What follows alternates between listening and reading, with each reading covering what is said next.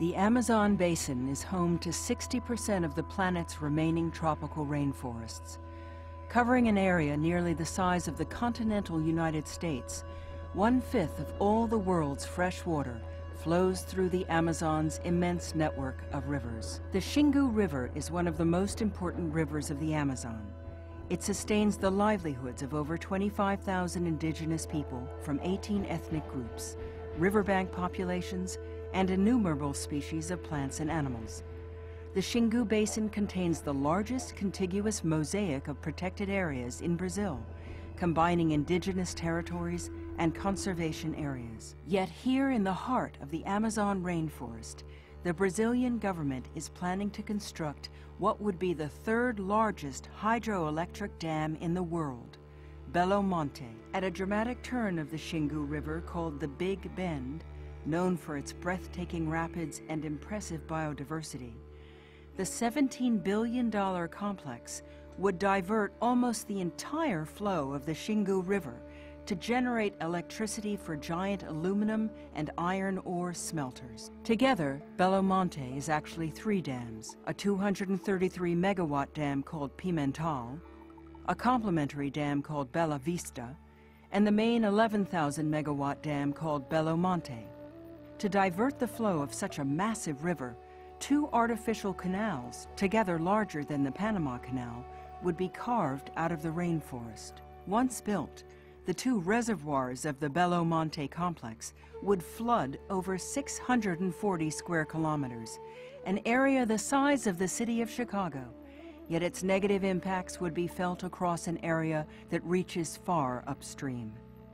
If the Belo Monte Dam complex is built, it will cut off the flow of the Xingu River, leaving local populations without access to water, fish, or means of transport. 2 indigenous tribes, the Juruna and the Arara, have made the Big Bend their home for generations.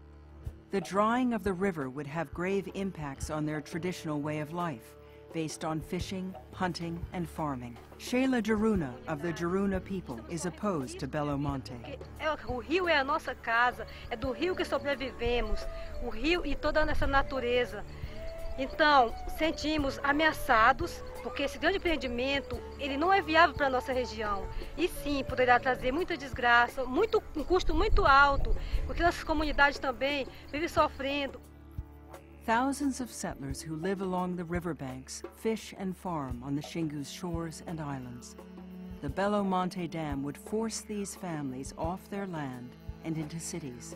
There, they're likely to compete for jobs with over 100,000 migrants who will pour into the region expecting to work in construction. O agricultor, ele jamais, se ele for para a cidade, ele vai se sentir muito oprimido. Nós não queremos ir para a cidade. Nós queremos nossas terras em paz. Migrants to the region who do not find jobs or lose their jobs after the dam is built are likely to turn to logging and cattle ranching, the leading cause of deforestation in the Amazon. Meanwhile, Belo Monte's reservoirs would flood considerable portions of the nearby city of Altamira, displacing more than 20,000 people. Dozens of species found nowhere else in the world make their home in the flooded forests of the Xingu, such as the zebra pleco, the plant-eating piranha, and the Xingu poison dart frog. Cutting off the seasonal floodwaters of the Xingu would lead to the extinction of at least 10 species of fish that are endemic to the Big Bend and have a grave impact upon countless other species. Migratory fish species are a staple in the diet of the region's people. Many of these fish will no longer be able to swim upstream past the dams to their natural breeding grounds in the headwaters of the Xingu. Other migratory species, such as the white-blotched river stingray and numerous turtle species, will also lose access to their breeding grounds. Finally, deforestation linked to dam construction will drastically alter the habitats of the endangered white-cheeked spider monkey and black-bearded saki monkey. Diverting the river would cause stagnant pools to form on the Big Bend, allowing one species to breed uncontrollably, the Anopheles mosquito. This species of mosquito spreads parasites that cause infectious diseases, such as malaria. The state of Pará already faces a malaria pandemic, and more stagnant pools will only increase the likelihood and prevalence of malaria outbreaks. The Belo Monte Dam is not clean energy. At the bottom of Belo Monte's reservoirs, decomposing vegetation from the flooded forest would release methane, a greenhouse gas that is 25 times more potent than carbon dioxide. What's more, much of the dam's energy would go to dirty mining industries. Many dams in the Amazon power the extraction and smelting of iron, copper, gold, as well as bauxite, the raw material for aluminum. These export-oriented industries generate few jobs in the region. Tucuruí Dam, built in 1984, powers the largest iron mine in the world, called Carajás. Tucuruí's reservoir flooded 200,000 hectares of forest, displaced thousands of indigenous people, and led to widespread deforestation over 25 years, seen here in time-lapse satellite imagery.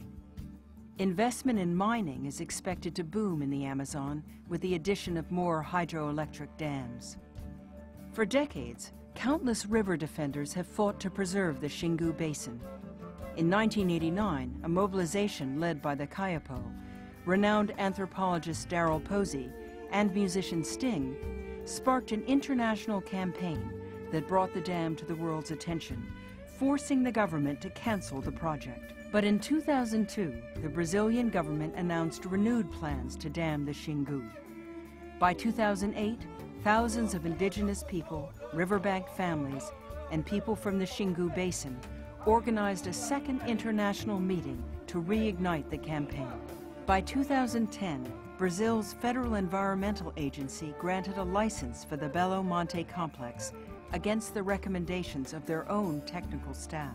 Now, a license to begin construction of the Belo Monte dams has been announced, and tensions are rising in the region. The Belo Monte complex is not just about one dam. It's about the future of the Amazon.